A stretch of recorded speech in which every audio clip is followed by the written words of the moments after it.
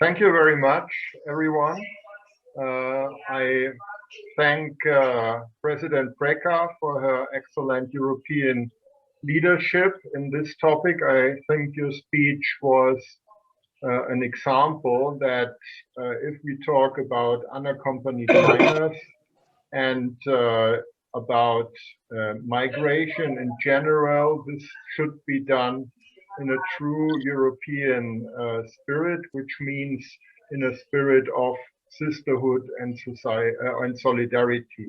This is not saying that managing migration is easy or without problems, but I think the general attitude of goodwill and working together for practical solutions is really what distinguishes Europe from other areas and is something that we should be able agreeing on. So in contrast to some fears in 2015, where the surge of migration was a bit unconsolidating for large segments of society. Today, we can say that in many countries overall, the situation is in fact quite stable, and most of the fears that were voiced have not come true. We could talk for days about stories of success and quite good inclusion in the societies. We see a lot of examples of solidarity and empathy in the countries of Southern Europe, which are on the borders and which are the most challenged in this context. And as President Preker also pointed out, no matter what we think about migration, we will see more of it. Migration today is a fact. We see the consequences of the climate crisis. We see huge economic balances in the world. So migration will be a fact. Our societies become more diverse, and it's not only a matter of attitude, or if we like it or not, diversity is a fact and we better prepare for it. So building an inclusion competence in our societies, I think is a core challenge for all politicians, for all decision makers, and also for the civil society. Migration is an indicator of success.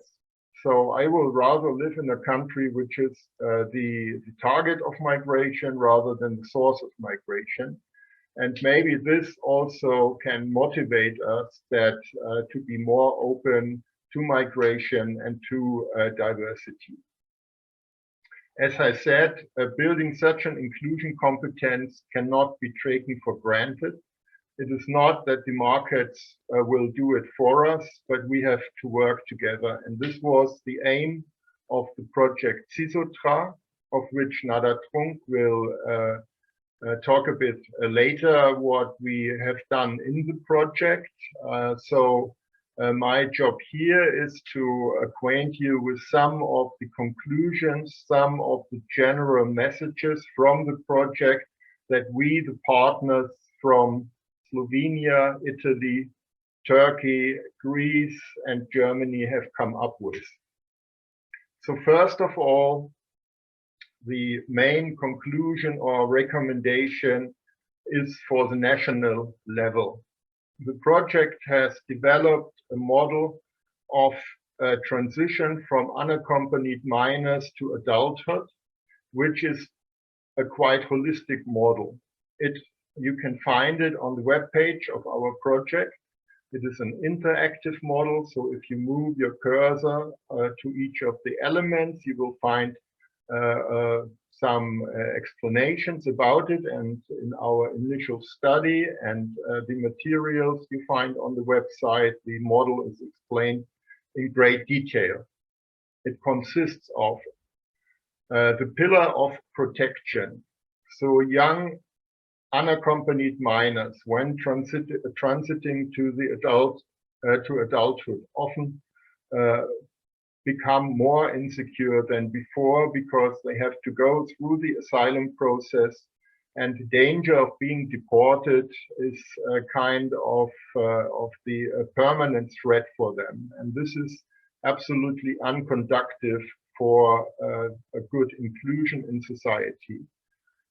So the stabilization of the social and psychological situation is one of the main challenges of all the actors.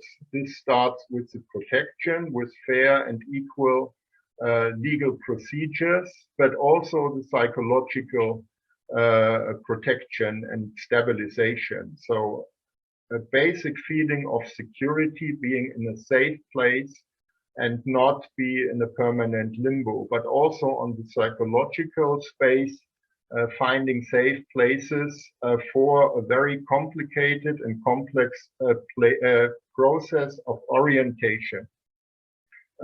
Coming to a new culture, coming to a new country, coming to a new language requires a huge effort on both sides, on the side of the host society, which, by the way, is no longer a nationally homogeneous society, but consists of a lot of layers of prior migration, a society which is characterized by social inequality. So a very complex environment in which the society has to find its own attitude towards the new migrants, but also the migrants orienting themselves in a very complex situation. So I think today we cannot no longer speak about homogeneous cultures, but what is the situation now is more a transcultural space that is emerging. So the orientation and finding spaces for such orientation is one key challenge, and the reports in the project talk at length about where places of such orientation can be. To give some keywords, the schools play a big role, but also NGOs, which are a very good emotional launchpad inside the society. So this orientation towards the conditions of success in the host society, potential educational and professional pathways to education and employment.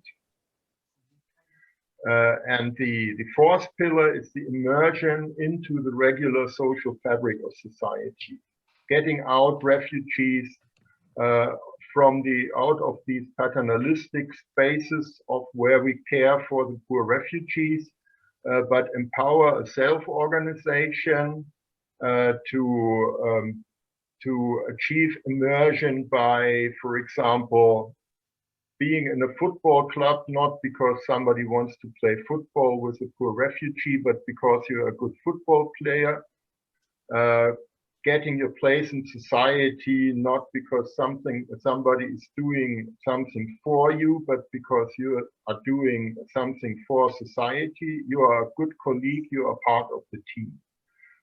Only once this is achieved, we can speak about real immersion. So following such a holistic model, I think should be the core of a transitioning system, and the model we developed, I think, is a quite good framework for reflection if your local or national system is capable and is well built to address all of these pillars. The second conclusion or recommendation is that we need to support and fund the NGOs in this field.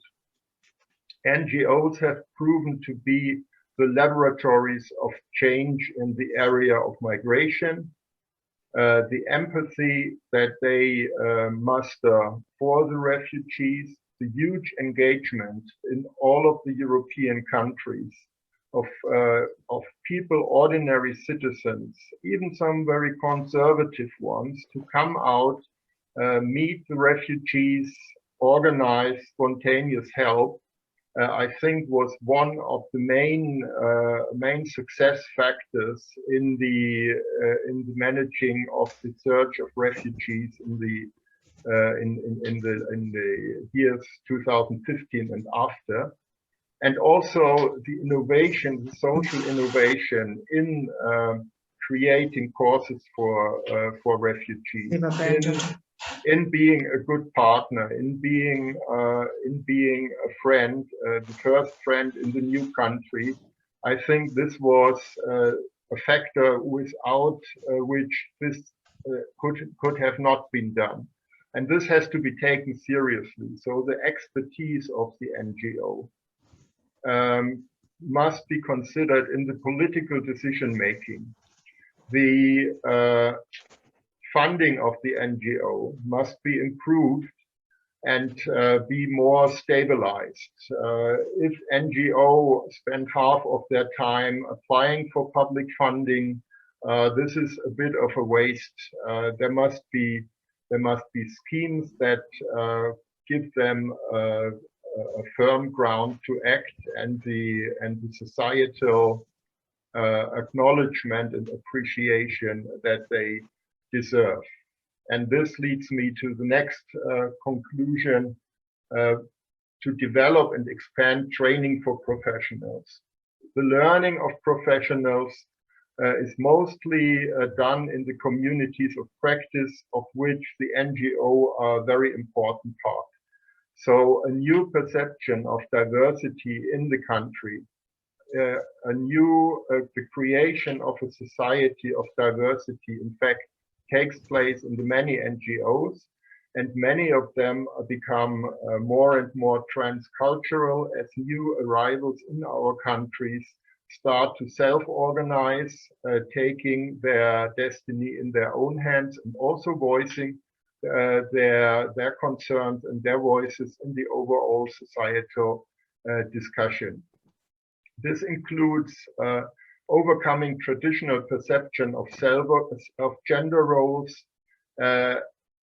entering digital participation, which has been particularly important in the last year, but also doing a reflection, a societal discussion about what society we want to be, thinking about things like the model I have talked about, and in detail finding out where the gaps are still are, and transferring these innovations into stable institutions. As has been said before, the initiatives and innovation and people are for change, but institutions are for things to remain. This leads us to the local level. So our next recommendation or inclusion is for the local level. In many partner countries, the local level of government and civic participation, like municipalities, have proven themselves as places of practical problem solving, even in a context of split up responsibilities and contradictory policies on state level. Therefore, the transition of minors must be managed on local and regional level using funds from state, federal, and local sources. We have found that the municipalities, they have to handle the practical problems. They have to handle the problems of housing. They have to cope with disrupted societies and unpleasant phenomena. So the municipality, the local level, is the one that is most interested in solving this in a practical way. But also here, all the actors know each other. So they are more actionable. They are more able to find pragmatic solutions.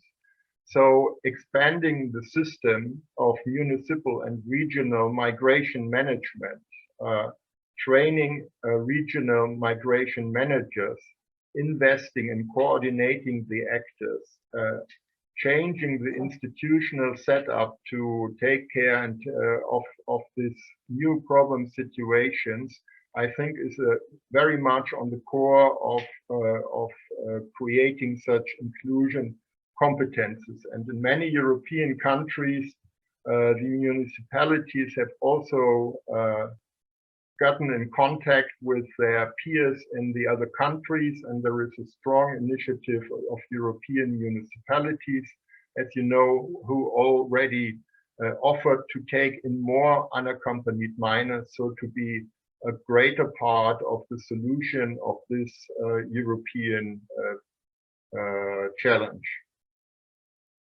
Also, the municipalities are really the place where you include in the new society. The society and some of the target societies are really quite complex and hard to understand even for their native citizens. They are the places where the new state, the new society has concrete faces. You meet the concrete officer at the city hall. You meet the company owner. You meet the students. You meet your peers in the street and in the housing areas. So all that our countries are to new arrivals are local. So all politics is local also. And here we have a number of actors. We have a space where you really can meet, understand, empathize, and find pragmatic solutions. So municipalities should, and they do, feel responsible for this challenge, and they are the most promising institution to be the main agent of change. Of course, this is not without prerequisites, and we will hear in the panels from the practitioners that many of the challenges and coping with the challenges actually is dependent on the overall international and European framework of migration policies. So our recommendation to the European level is that all international and European obligations for the protection of unaccompanied minors have to be fully observed. I again thank President Brecker for her strong speech in this regard. I think not following up these obligations is really a concerning factor in our societies today. A clear migration policy which takes account of the realities of international migration, and in particular the reality of a high number of displaced young refugees, needs to be developed in full solidarity within Europe. Let's face it, our laws are based on the assumption that there is a home country that you can go back to if you are not obliged, if you are not entitled to protection or even asylum. But for many of the young refugees, this is just not the reality. They have no home, they have no home country to go back to because their family have died in conflict, they have no real connections there, the state institutions are not existent. They do not speak the language well, so there is no place to go back to. So in Germany, we have a big experience with the situation after the Second World War. So this is what happens in international conflict. There are just people who have no home to go back to. So this has to be more appreciated and acknowledged, and these people also have to find a place, and Europe has to provide for them. This is particularly true for women. The women are really in the weakest position overall in this migration process. Either if they are left back home or if they are on the move, and they really need more protection, and they are more than others dependent on safe ways of moving within Europe, but also to Europe. And often they are also responsible for little children.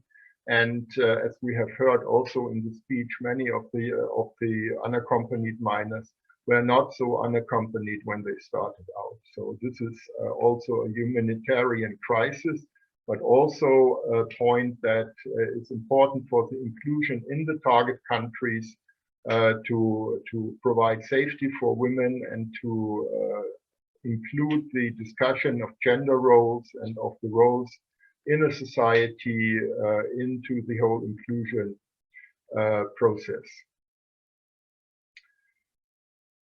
Another point that is absolutely core for the European level is to enforce in all countries the full protection of legal and safe work for all youth, independent of the legal status.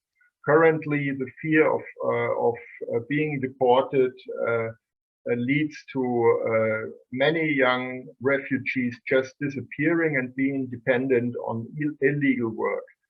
This is a situation which is out of necessity because they find it hard to find protection, but this is really continuing situations of illegality which are also humanitarianly not acceptable. This is a main challenge for European policy to enforce this versus the member states.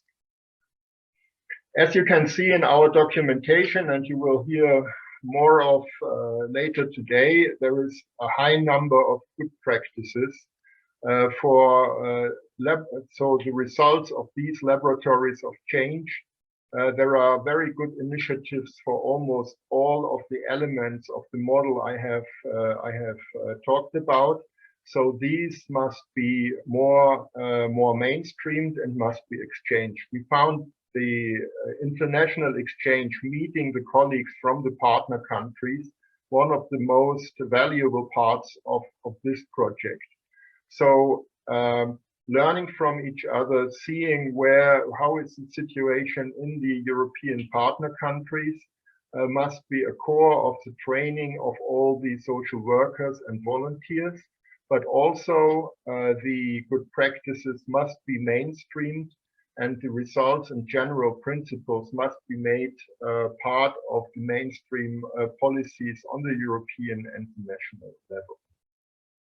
In addition to these common findings and common insights by the partners, we want to point out some specifics of the partner countries. In Germany, overall, for unaccompanied minors, we have a very good youth support system.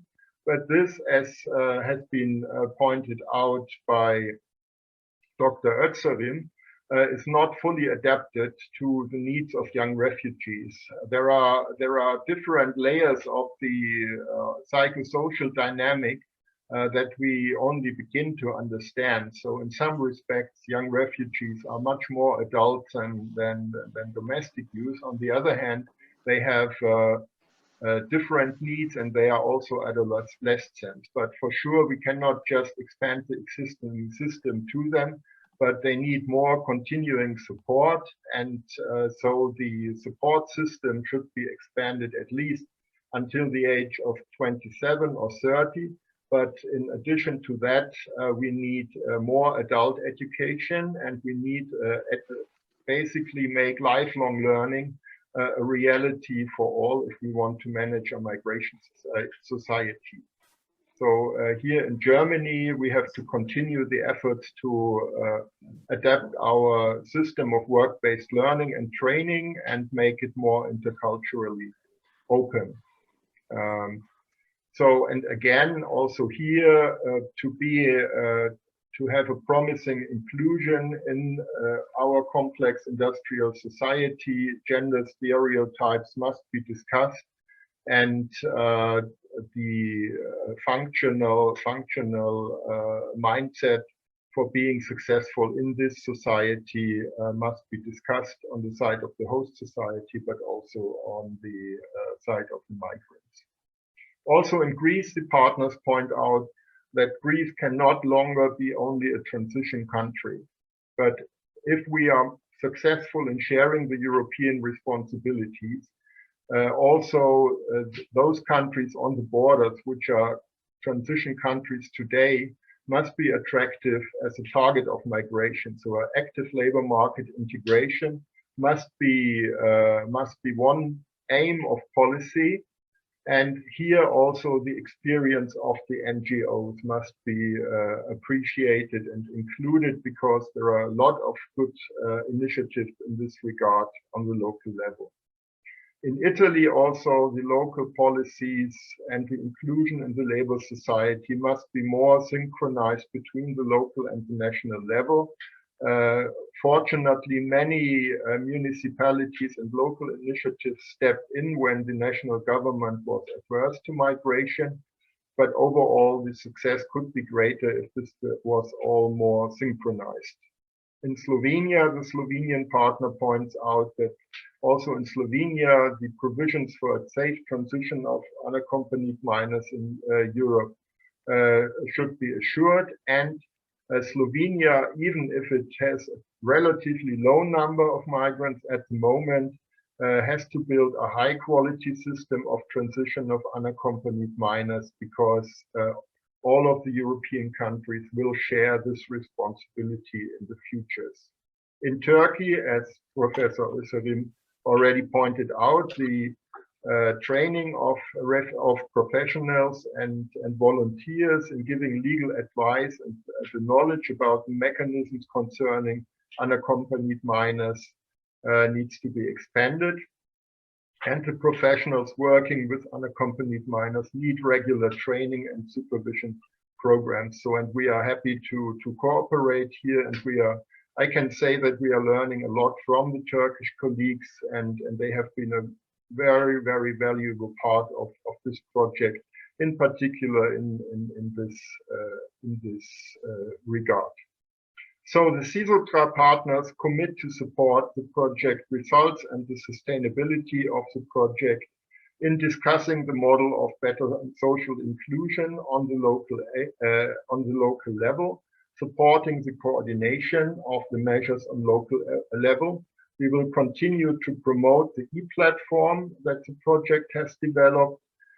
We will organize trainings and discussions also in the future, and the higher education institutions among our partnership will make the findings of the project a part of their regular teaching program, so that we will have a new generation of social workers, of managers, of public administrators who are acquainted with the main pillars of our discussion.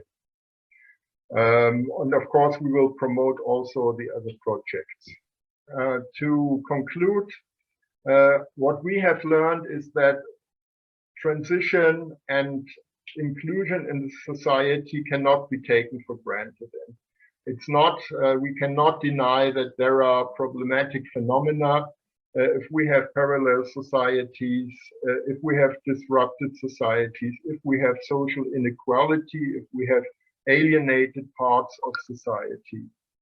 So, but a good transition management, following the good practices that we will hear more about in this afternoon, will result in the end in a shared citizenship and a new understanding of a common European citizenship.